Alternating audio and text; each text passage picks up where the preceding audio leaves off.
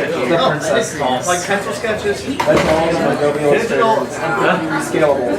Featuring my new favorite home sport. Princess tossing. Well, I don't know. Johnny Sanko has a really good one. Oh, quit waving, you goofy fuck.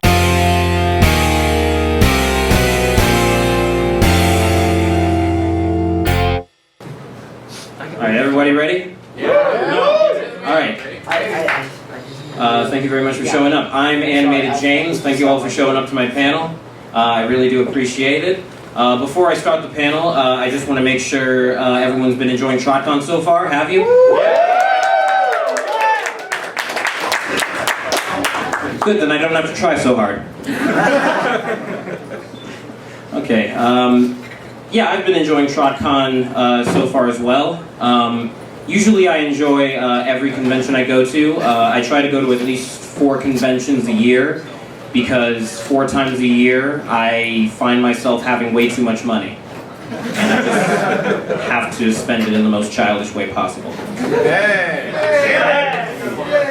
Before I go to conventions, I like to make a list of things that I want to do while I'm there, just to make the most out of my time.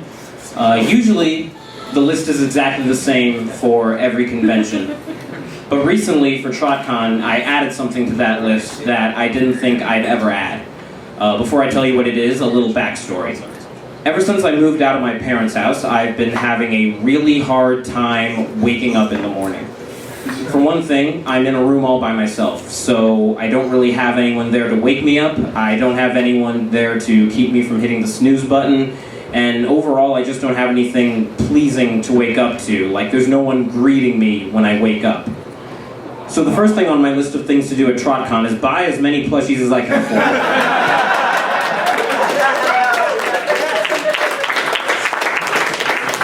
It'll give me something nice to go to sleep with, and it'll give me something nice to wake up to. At least until I move in with my friend Nick.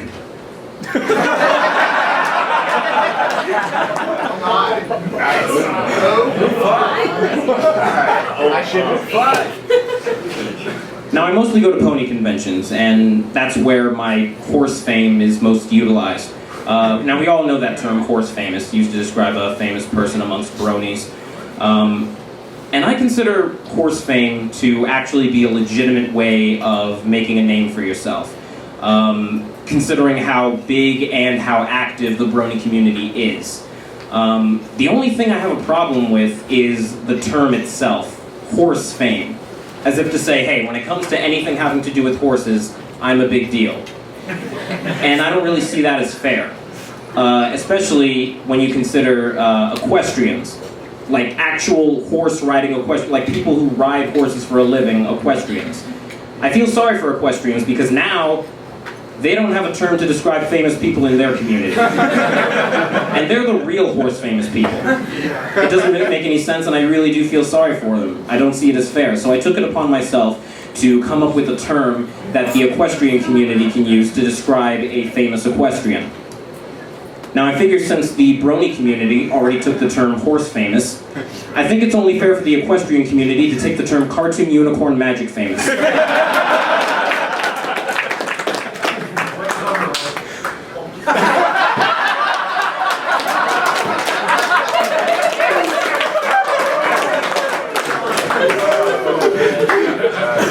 Now, when it's abbreviated, you might think that that term belongs in another community on the internet. And don't worry, I fixed that as well.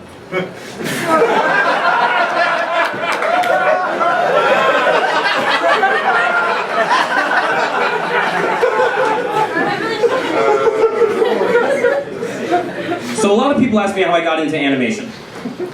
I assume because they want to get into animation themselves.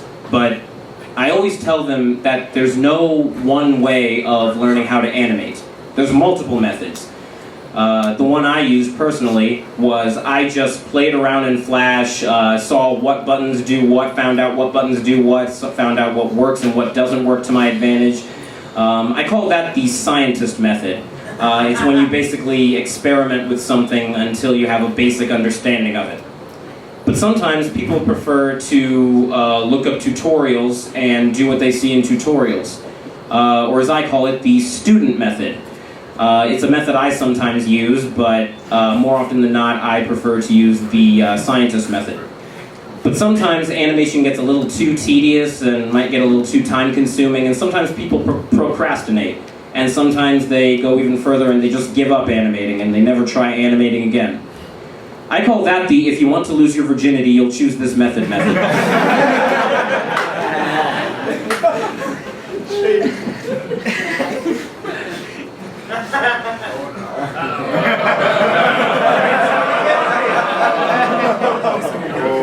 Now, I've been to enough conventions that I've met enough of my fans that I feel like I am properly able to identify the different types of fans that there are and the different types of fans that you all might be. For example, you have the hyper fan. Now, this is the type of fan that, loves you, loves themselves, extremely loves your work, loves everything about life. They're extremely fun to be around. They make you feel really great about yourself. They might get a bit annoying at times, but for the most part, they're self-aware of that. And they just bring joy to any situation. Then you have the casual fan. Now this is the type of fan that, they like your work, but they don't obsess over your work. They want to get to know you on a personal level. They want to know the human behind whatever it is the human is famous for. After being treated like you're above everybody else, it's nice to be taken back down to earth and be treated like an actual human being. Then you have the shy fan. This fan goes without saying. You might be a little too intimidated to approach you, or they'll approach you, say like one or two stuttering sentences, and then never talk to you ever again.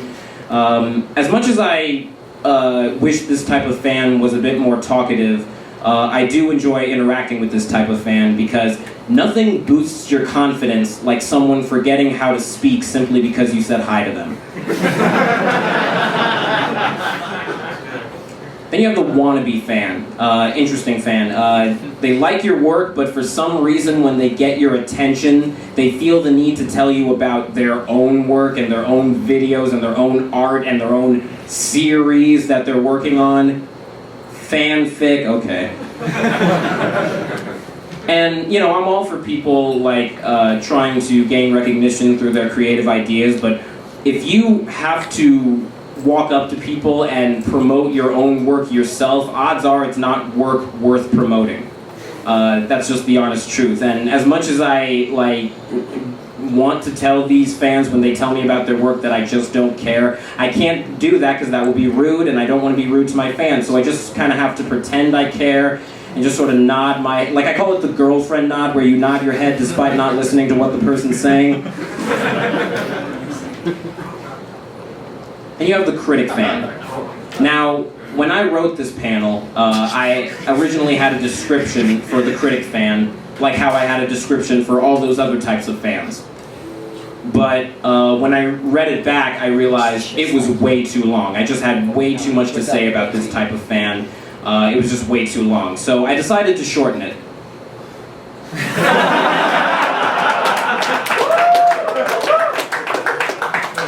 Okay, that might be a little too crass. Let's go with something a bit more kid-friendly. Autographs and pictures. Now, I've given out a few, more than a few autographs and pictures throughout my time at this convention. Personally, I'm not the kind of person who actively goes out and looks for famous people to get autographs and pictures from. Personally, I just don't see the point unless I've made some kind of impact on that famous person's life. I just don't see the purpose in collecting autographs and pictures. But I do understand that there are some people out there who have, legitimate reasons for collecting autographs and pictures. Now, you're either the kind of person that, does care or doesn't care. I call them seekers and observers. Seekers are the people that care about autographs and pictures because they're seeking attention, not just from these famous people, but from their friends and family who they show these autographs and pictures to so that they recognize that they met this famous person, and so that the person they're showing these autographs and pictures to can say, oh, okay, I guess you wanted life, I guess? And the observers are people who don't really care one way or the other, they just don't see the point. And whenever you have two different types of people, they're going to look at each other in completely different ways, and they're going to stereotype each other in completely different ways. For example, this is how observers look at seekers.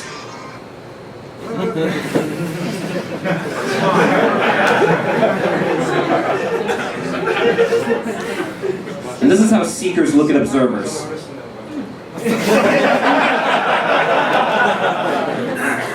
And based on that picture, this is how observers look at everything. And this is how seekers and observers look at me right now.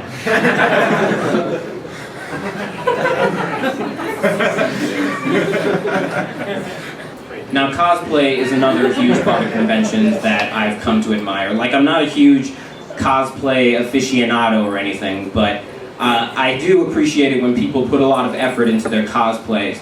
And mostly I just observe cosplayers and I, record their activity, record some data, if you will.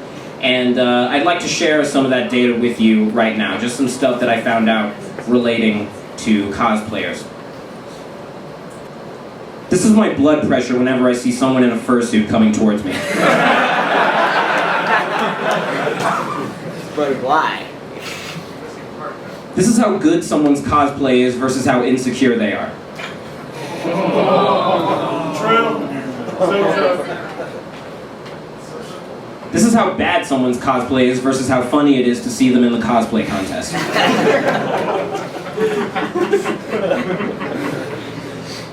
This is the probability that a cosplayer at a pony convention that looks female actually is female.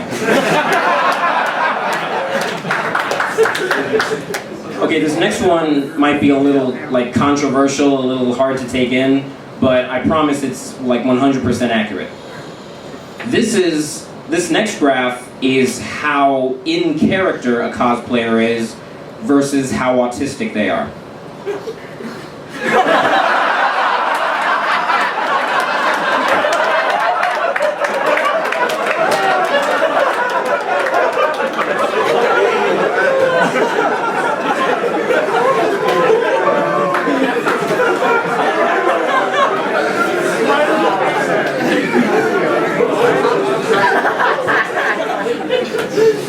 This is the probability that I'm going to hell.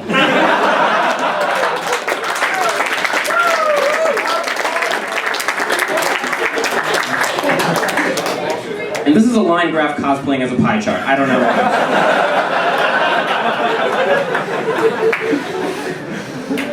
Alright, now raves. Raves are another huge part of convention that attract a lot of attention. Who here has ever been to a rave?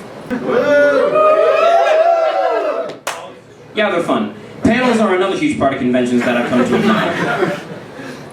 If I didn't admire them, I wouldn't be doing it right now. Now, panels can either be educational or entertaining, which means they have the potential to be either boring or obnoxious. Which means you're either going to walk out or see just how bad it gets.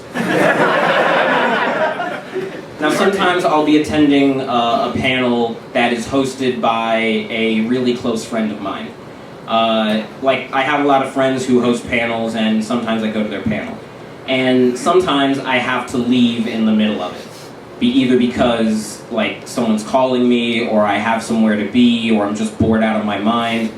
And I have to leave in the middle of it, but I can't leave because it's one of my friend's panels. And out of the kindness of my heart, I cannot bring myself to leave a panel hosted by someone who I consider to be a close friend.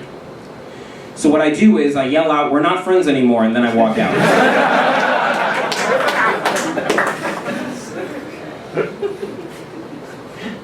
Now, by far, the most popular card game I've seen played at conventions is Cards Against Humanity. Surely, have any of you heard of this game? Yes. Alright, so I don't have to explain how it works? What is it? Alright, cool. So, I like the game enough. I like playing the game well enough, but I will admit that over time it does start to grow a little old on you, and it does start to get a little boring. At some point it's just I get it, we're horrible people, I just, I get it, Bill Cosby raped Robin Williams, I get it, insert horrible thought here, that's the point of the game, I understand, but at the same time, I don't want the game to eventually get boring over time.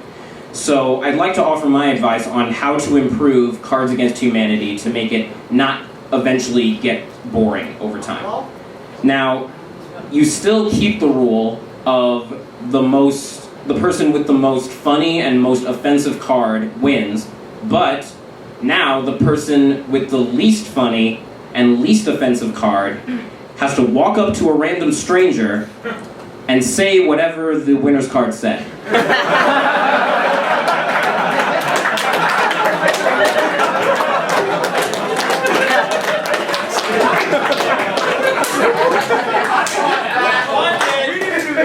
Rule 5 now. Good That's awesome. Okay, this is the last thing I'll talk about.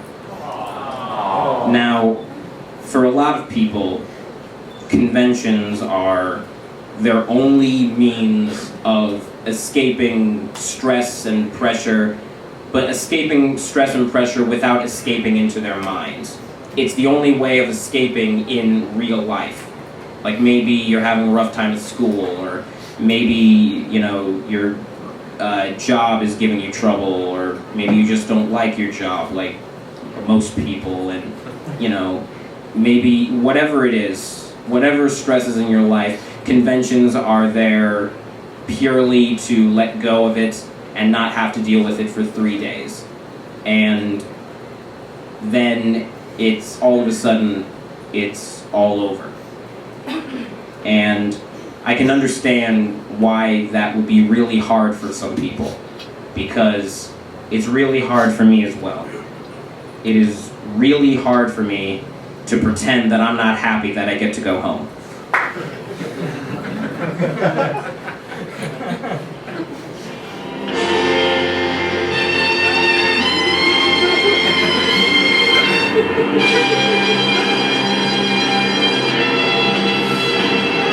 At long last, I am free to return to the realm where I determine my own destiny. A realm free of judgment. A realm free of peer pressure. A realm free of people who have never heard of personal space. A realm free of people who have never heard of deodorant. And a realm where I am free to not use deodorant.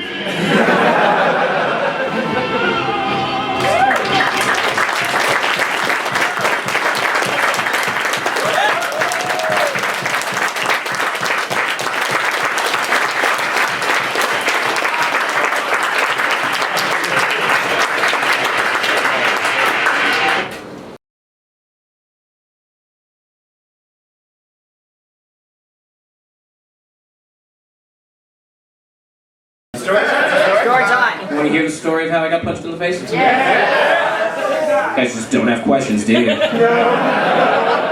too awesome. We love you. You're too boring. I All right. get that a lot. All right, so the story of how I got punched in the face by a Mr. Cake cosplayer, and in the process lost the respect of my girlfriend. So, okay, so like as you probably know, I planned on making a live-action music video to a song I wrote with Van Ellen called "The Real Pink Pony," and I planned on making this music video, and I planned on filming it at PonyCon, BabsCon, and here.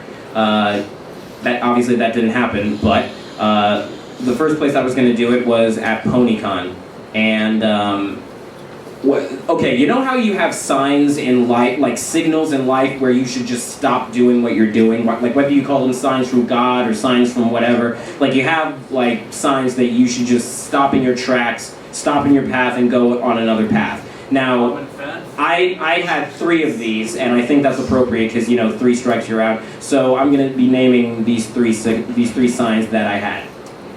So I get to PonyCon, and I'm meeting one of the cosplayers who agreed to be in it. And I'm looking for other cosplayers who might want to be in it as well. And I see this amazing Trixie cosplayer. Like, she looked exactly like how Trixie would look as a human being, except she didn't have the hoodie from Equestria Girls, which I found disappointing. And so I just had to have her in the music video. So I walked up to her and I said, "Excuse me, ma'am, first of all, I love your cosplay. It is amazing. Also, I'm filming a music video here. Would you like to be in it?"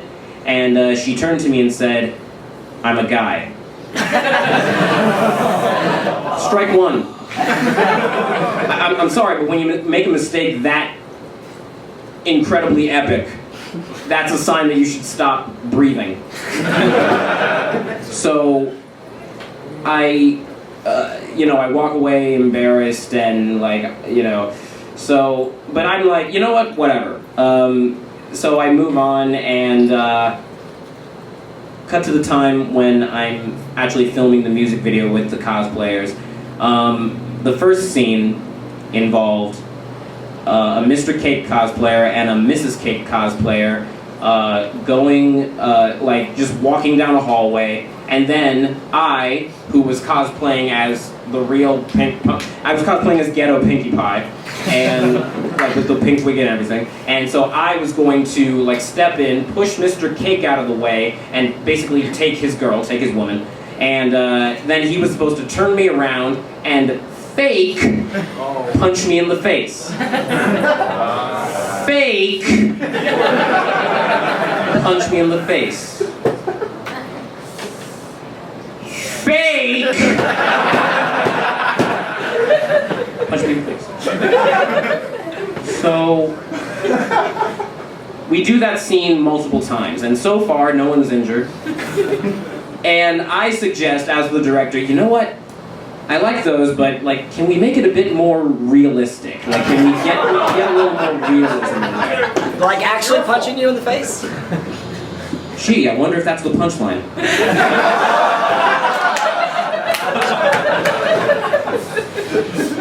So we do the scene one more time, and I do the thing where I push him out of the way, steal his woman, and he turns me around. I don't remember what happened the next second, but the second after that, I'm on the ground, and it took me a while to realize, while I'm on the ground, I actually had to ask myself, did I just get punched in the face? And then I saw blood dripping from my face to the ground, and I was like, okay, you could have just said yes. So then I stood up, and everyone's just like, oh my god, and everyone's just really shocked, and I'm the kind of guy who thinks that life is too short to have any kind of negative feelings, so I try to turn negative things around and make light of them. So I got punched in the face, I'm bleeding from my lip, and they're all shocked and worried and crying, and I'm just to the cameraman, I'm just did you get it? And everybody laughed, and I died inside. What about strike 3? That was strike 2. I'm getting to strike 3. Also, please shut up. So, I get punched in the face, and immediately, it's so bad, I have to go to the hospital. I have to leave the convention and go to the hospital before I lose an organ from that wound. And so I rush to the hospital, I get stitches, and I spend the entire day in the hospital, by the way, the entire rest of the day. And not because they kept me there, I just didn't want to go back to that convention for the rest of the day. So the next morning, I'm just you know what? I look in the mirror and I'm like, you know what? That's not that noticeable. I could probably go back and, yeah, I could actually go back. Plus, I have the scene of him punching me in the face, and that's gonna be the best scene in the music video. So I figure, why not? I have other cosplayers there. And so I go back there and confident, ready to film the rest of the music video. And so the next scene was with this Rainbow Dash cosplayer who agreed to be in it. And I walk up to her, I find her at the convention, and I say, hey, so you ready to film your scene of the music video? And she said, oh yeah, I am ready, but be careful, my mom's here.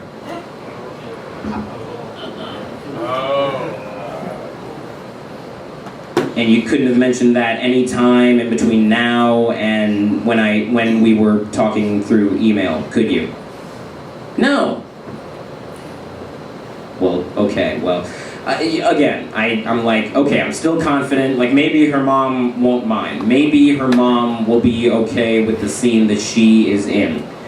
So, I talked to her mom, I'm like, are you okay with your daughter being in this music video? And she said, well, what's the scene? And so I'm like, okay, maybe she'll say yes. Okay. So I'm shaking my ass in your daughter's face.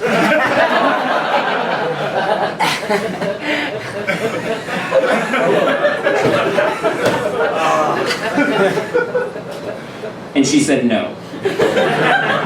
Strike 3. And yeah, so at that point I'm just as low as I can possibly be. This has been the worst convention experience of my life, and I'm just incredibly like down in the dumps. And so, but I have an animation panel to do, so I have to sort of fake a smile and go up there and say, yeah, this took me like 18 hours to make, and or whatever. And so, like, I just left feeling like really disappointed at the fact that I accomplished pretty much nothing I wanted to accomplish at that convention. So I go home and I go on Skype, cause like there's only like one of the people who like always manages to cheer me up is you know, my girlfriend, my web girl, my online waifu, my waifu.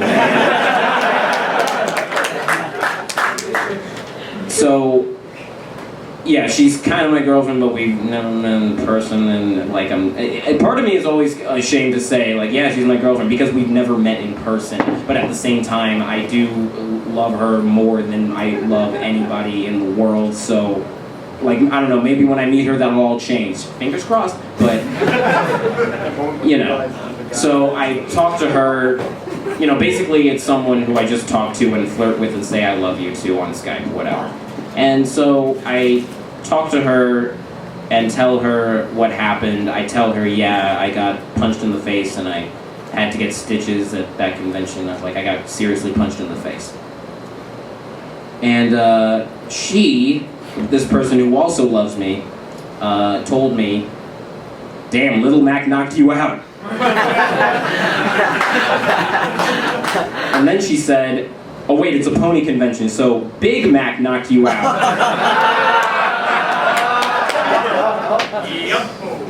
Strike 4. I didn't need, like, I know I said 3, but yeah, that was pretty brutal. So yeah, that's the story.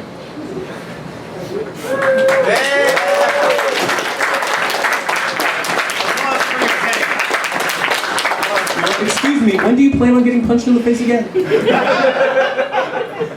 We're gonna line up. Yeah, when do you? So yeah. Everybody formal line. I don't know, I expected people to actually want to engage and have questions, but apparently I was wrong. If that's the case, like, I've done everything I wanted to do, we can just end the panel. Oh, okay. Like, yeah, like I said, we'll just end the panel. No, what's your question? Sorry, but are you going to do another Brony polka type thing? Yes, like I had a lot of fun making the last one, and there's a lot of new Brony songs that have come out in between when I made it and now, and there's probably going to be even more next January, so yeah, why not? You know, maybe I'll actually get sued by Weird Al this time. Yes! Cheese sandwich? Yeah, so, alright, you. Could you describe the process of making Winters effed up? I go outside during January. I say to myself, And fuck Winter!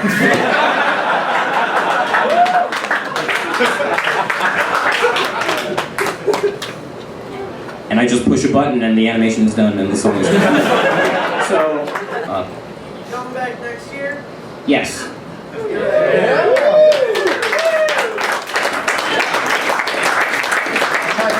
Alright, you.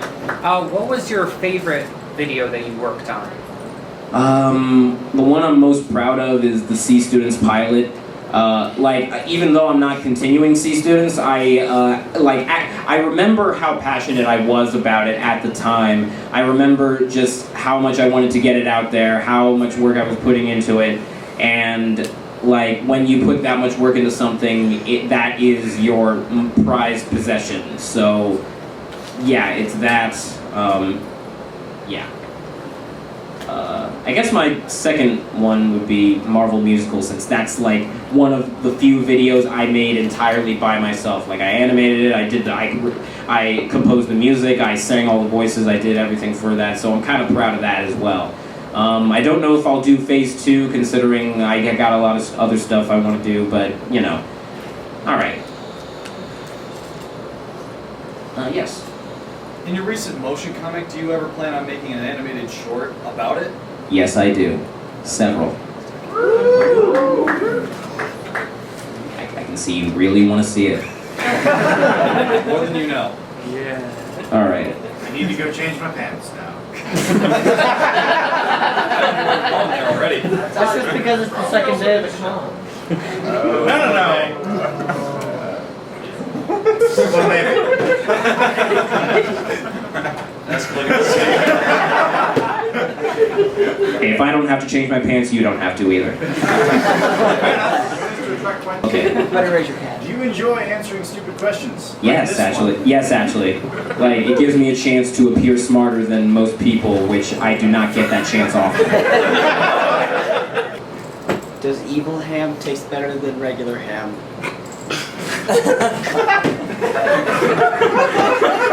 I mean, I never read Homestuck. I don't get the reference. It's not a Homestuck reference, that's just something I just came up with.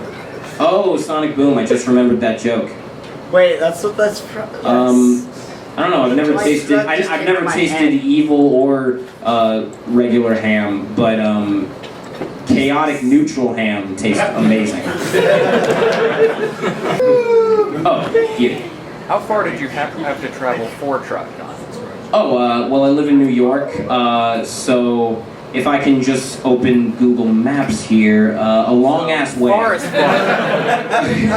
No, it was just an hour-and-a-half plane ride. Not that bad, considering I recently went to BabsCon, which is on the complete other side of America. So, you know, after going that far, I'm just relieved. Like, it was, like, instantaneous compared. So, yeah.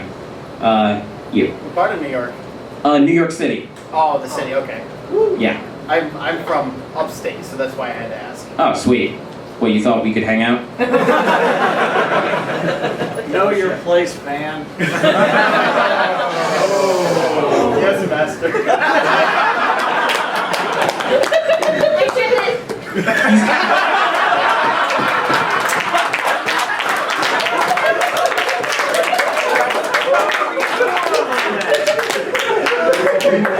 Hey, Quill, do you want to be my Spike? I'll sleep, and you answer questions for me. Yes or no? Whatever you say, master.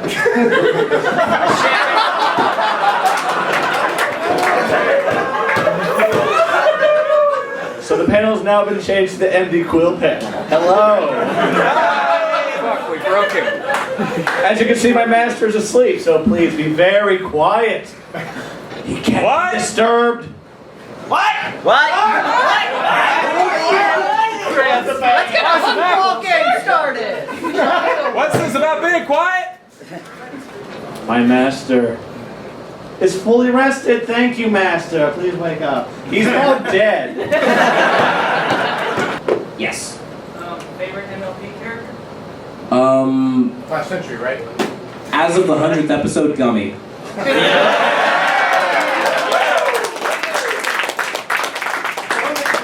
Morgan Freeman was Alright, you raising your hand? I was kind of curious on how you did your hairstyle in other videos like C students. When you had your hair long enough, did that mean you had long hair in high school or? Wait, what? How, like, Like how you made your hairstyle? It's like how I drew August's hair? Well, I mean, like, is that how you would have depicted yourself in high school? Like, I mean, just you do realize that was a cartoon, right? I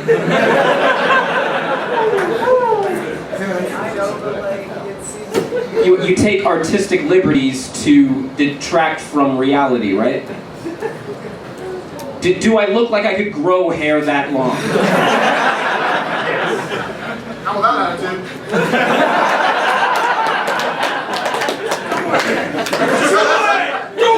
Well, it's a good thing I'm made of, well, it's a good thing I'm made of Play-Doh.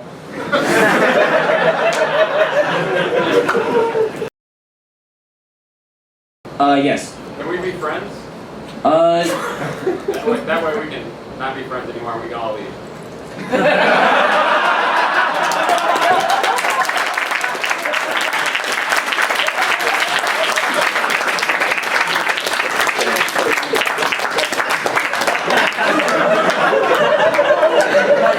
He's giving you that look like I'm just gonna kill you in your sleep tonight.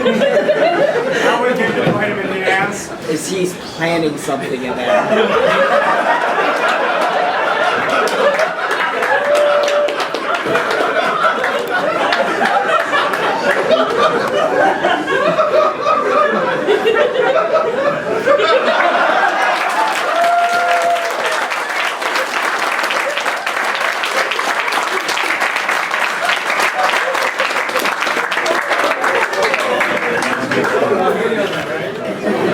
You can all learn a thing or two. You can all learn a thing or two from him.